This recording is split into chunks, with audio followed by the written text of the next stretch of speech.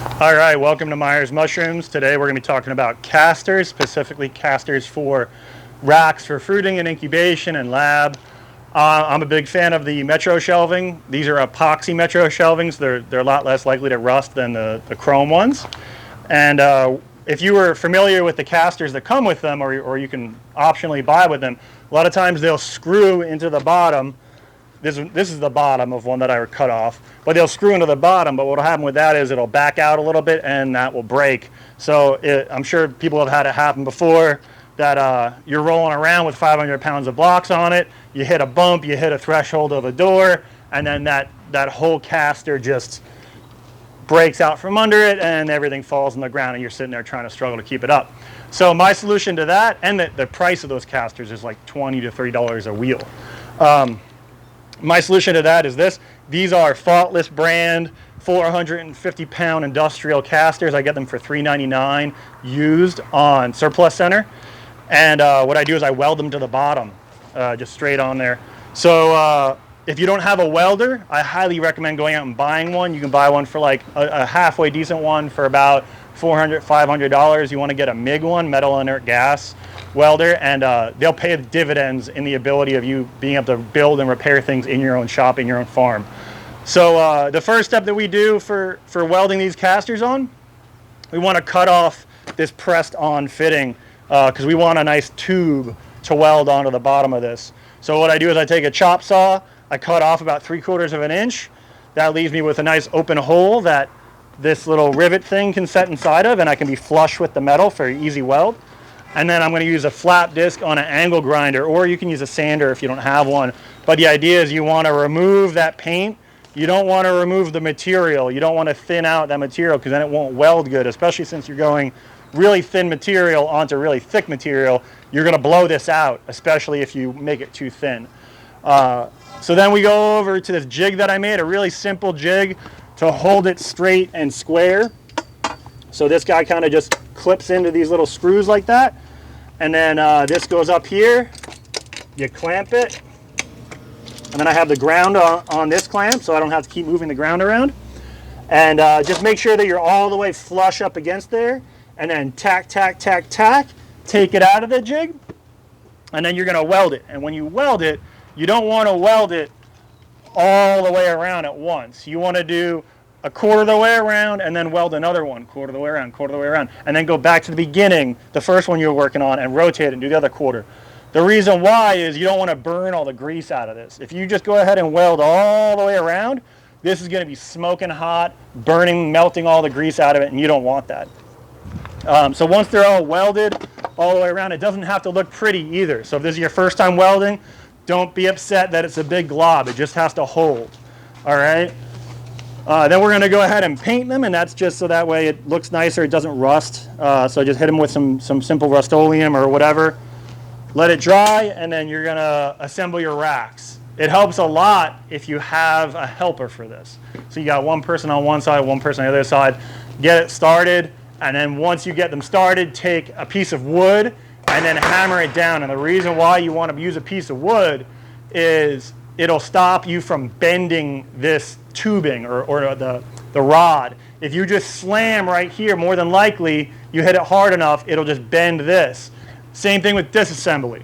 When you go to take these apart down the road, do it like that. So that way you're not bending your beams, and it cocks your rod, your pipe little thing to your little pincher.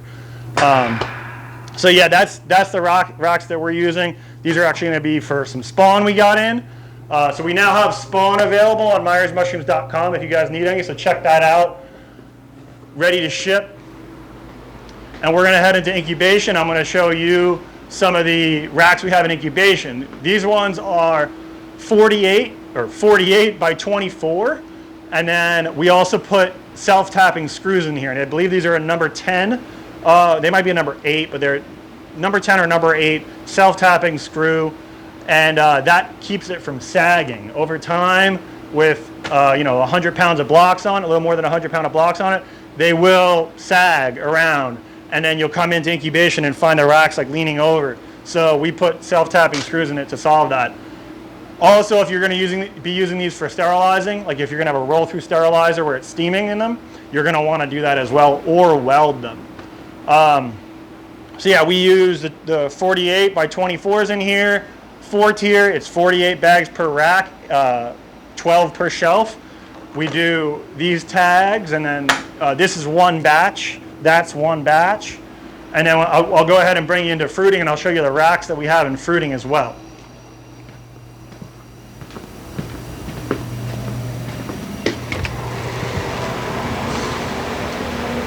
So we do use the 24 by 48s that you saw in incubation. Now these ones don't go into incubation. They stay in here because they get all grimy and gross, but they're the same configuration. It's a 4-tier, 48 by 24, casters weld on the bottom. The only difference is these we grease, and you can see this one has a little bit of spray grease on it.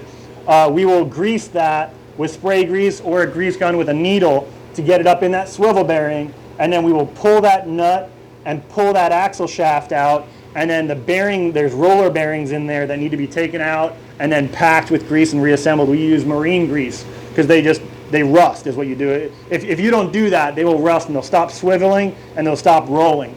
So that's something I highly recommend.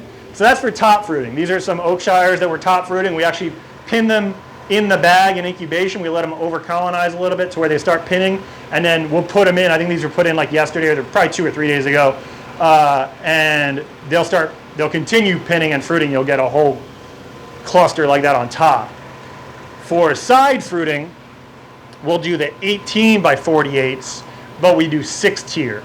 And if you can't find them in 6-tier, like with these, we just bought a 4-tier shelf, and you bought a 2-pack additionally for each one. Of just the shelf. They sell them individually. So for this, it works out to the same math. It's 48 because it's 6-tier and there's 8 per shelf. So it works out to the same system where like we can have one batch here, one batch there.